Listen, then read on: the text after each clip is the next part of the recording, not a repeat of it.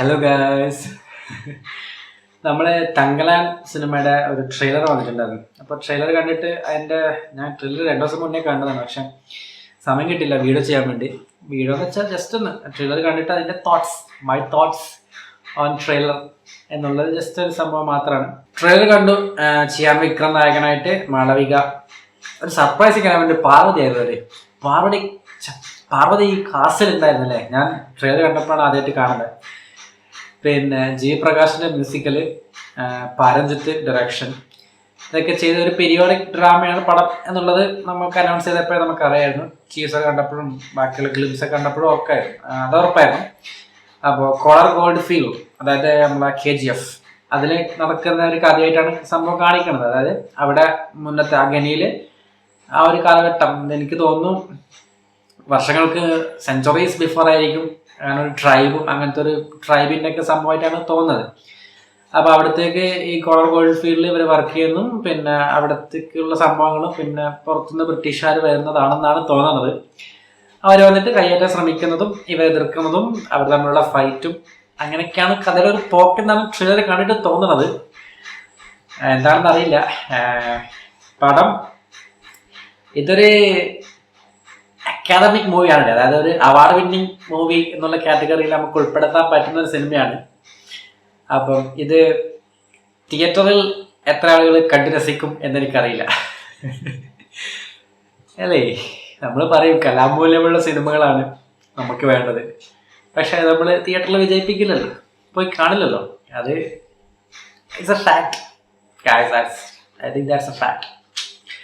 അപ്പം തിയേറ്ററിൽ പോയി കാണാൻ ഉള്ള എലമെൻ്റൊക്കെ പടത്തിൽ ഉണ്ടെന്നുള്ളത് എനിക്ക് തോന്നുന്നുണ്ട്. ഒരു വിച്ച് ക്രാഫ്റ്റും അല്ലേ, ഇത്തരത്തിലുള്ള സംഭവം. മാളവികയുടെ ക്യാരക്ടർ അങ്ങനെ എന്തോ ഒരു എന്താണ് സോസറസ് എന്നുള്ളൊരു ക്യാരക്ടറായിട്ടാണൊക്കെയാണ് പറയുന്നത്. അപ്പോൾ അവരുടെ വിശ്വാസങ്ങളും അന്ധവിശ്വാസങ്ങളും അതിൻ്റെ സംഭവങ്ങളും അതിന് ശേഷം അതിലേക്ക് ആക്ഷൻ ആഡ് ചെയ്തിട്ടുള്ള സംഭവങ്ങളും. പിന്നെ വിക്രത്തിന് നമുക്കറിയാമല്ലേ, പുള്ളി ഒരു ക്യാരക്ടർ കിട്ടിക്കഴിഞ്ഞാൽ എക്സ്ട്രീം വരെ പോകുന്നുള്ളത് നമ്മൾ കണ്ടിട്ടുള്ള ചരിത്രമാണ്. ഇതിലും അങ്ങനെ തന്നെയാണ്. പുള്ളിയുടെ മേക്ക് ഓവർ എന്നൊക്കെ പറഞ്ഞ ഒരു രക്ഷയില്ലാത്ത മേക്ക് ഓവറും ഏതൊരു ആക്ടേഴ്സ് എടുത്തു കഴിഞ്ഞാലും ആ ലെവലിലെ മേക്കപ്പും കാര്യങ്ങളൊക്കെ എനിക്ക് തോന്നിയിട്ടുണ്ടടി. പിന്നെ പടം തിയേറ്ററിൽ എങ്ങനെയായിരിക്കും റെസ്പോൺസ് എന്നുള്ളത് അറിയില്ല. എല്ലാവർക്കും ഇഷ്ടപ്പെടുന്ന ഒരു പടമാണെന്ന് അറിയില്ല. ക്യാപ്റ്റനിലൊക്കെ ഉണ്ടായിരുന്നല്ലോ ധനുഷിൻ്റെ, അതൊക്കെ ആയിരുന്നു. അത് ഒരുപാട് പേർക്ക് ഇഷ്ടപ്പെട്ടിട്ടില്ല. പടം വലിയൊരു സംഭവമായിട്ട് എനിക്ക് തോന്നിയിട്ടില്ല. പക്ഷെ ഒരു സ്റ്റോറി ഉണ്ടായിരുന്നില്ല അതിൻ്റെ ഉള്ളിൽ. അതുപോലെ തന്നെയായിരിക്കും ഇതും.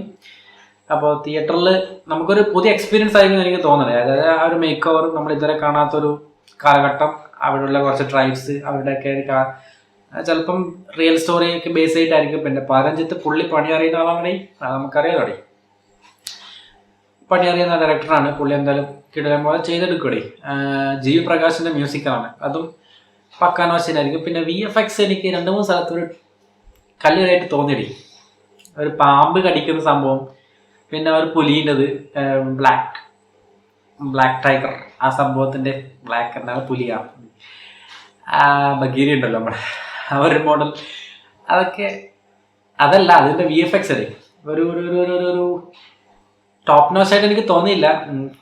അറിയില്ല സംഭവം എങ്ങനെയാണെന്നുള്ളത്. പടം എനിക്ക് ഉറപ്പാണ് പടം ക്രിട്ടിക്കലി കിടിലം പോലെ റെക്കഗ്നിഷൻ കിട്ടുന്നൊരു പടമായിരിക്കും. ആളുകൾ എന്തായാലും പ്രൈസ് ചെയ്യുന്നു ആ രീതിയിൽ. പക്ഷെ തിയേറ്ററിൽ എത്രത്തോളം റൺ ചെയ്യും എന്നുള്ളത് അറിയില്ല. പക്ഷെ നമുക്ക് പറയാൻ പറ്റില്ലടി, കാരണം അതിനുള്ള എലമെൻ്റൊക്കെ ആഡ് ചെയ്തിട്ടുണ്ടാവും എന്തായാലും. കാരണം അത്രയും ബഡ്ജറ്റിലും അത്രയും ഹൈപ്പിലൊക്കെ നിൽക്കുന്ന ഒരു പടമാണ്. നമുക്കറിയാലോ, പ്രമേയമൊക്കെ നമുക്കിവിടെ സൂപ്പർ ഹിറ്റ് അടിച്ച പടമാണടി. അത് ഞാൻ ഇറങ്ങുന്നതിന് മുമ്പ് ഒട്ടും വിചാരിച്ചില്ല തിയേറ്ററിലൊക്കെ ഇത്ര സക്സസ് ആവുന്നത്. ആടുജീവിതം 100 കോടി കാണുന്ന അടിച്ച പടമാണ്. അപ്പം അത്തരത്തിലുള്ള ചരിത്രങ്ങളൊക്കെ നമ്മുടെ മോളിവുഡിലുണ്ട്. കോളിവുഡിൽ എങ്ങനെ ആയിരിക്കും എന്നുള്ളത് അറിയില്ല. തമിഴ് സിനിമയിൽ എങ്ങനെ ആയിരിക്കും എന്നുള്ളത് നമുക്കറിയില്ല.